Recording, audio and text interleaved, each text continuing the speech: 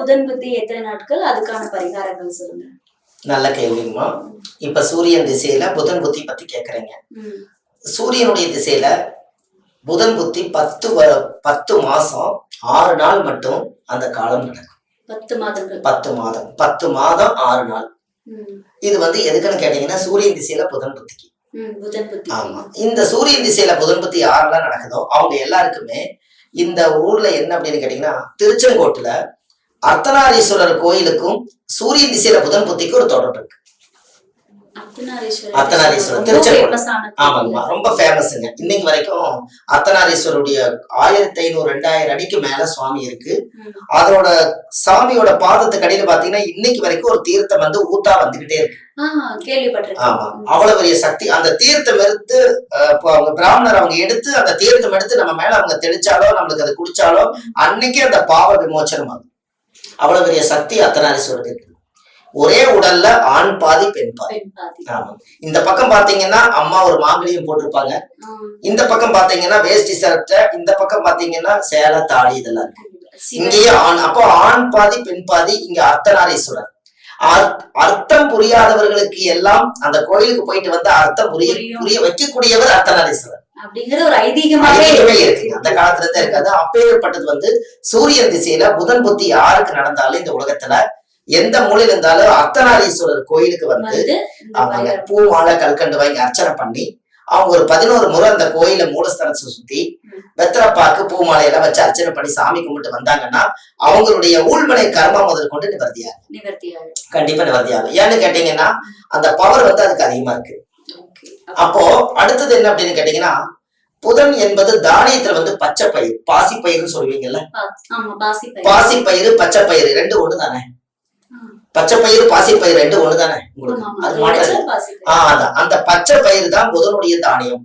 அதைய வேக வச்சு 17 பேருக்கு புதன்கிழமை அன்னைக்கு ஒரு கோயில்ல பெருமாள் கோயில்ல தானம் பண்ணாங்கன்னா அவங்களுக்கு புதன் புத்தி ரொம்ப சிறப்பா வேலை செய்யும். ஆமாங்க, புதனுடைய நிறம் பச்சை. அதனால வீட்டுல வெத்தலை செடி வளர்த்தி தண்ணி ஊத்திட்டு வந்துட்டு இருந்தாங்கன்னா அவங்களுக்கு இன்னும் சிறப்பா இருக்கும்.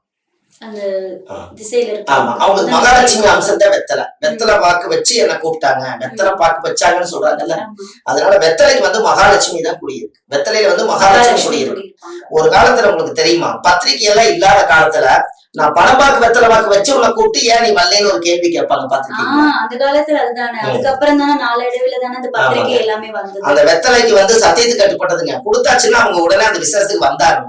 வெத்தலை பாக்கு வச்சுதான் திருமணத்துக்கு அழைப்பாங்க. ஆமாங்க, ஒரு மாப்பிளையும் பொண்ணும் சந்திச்சு 2 பேருக்கு மாலை கழுத்தும் சேரக்கு முன்னாடியே அவங்க வெத்தலை பாக்கு வச்சு நிச்சயதார்த்தம் பண்றதே முதல்ல வெத்தலை தான் முன்னாடி கொண்டு வருவாங்க.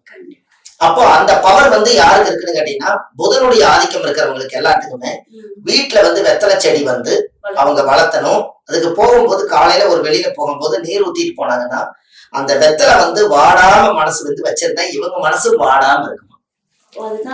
அதனாலதான் வீட்டுல வெத்தலை கொடி வச்சிருக்காங்க. அந்த வீட்டுல பாருங்க காசுக்கு தரித்திரமே வராது. ஏன் அப்படின்னு கேட்டீங்கன்னா மகாலட்சுமி வாசம் செய்யக்கூடியது வெத்தலை. ஐயா சொல்றது நல்ல கவனமா கேட்டுக்கோங்க.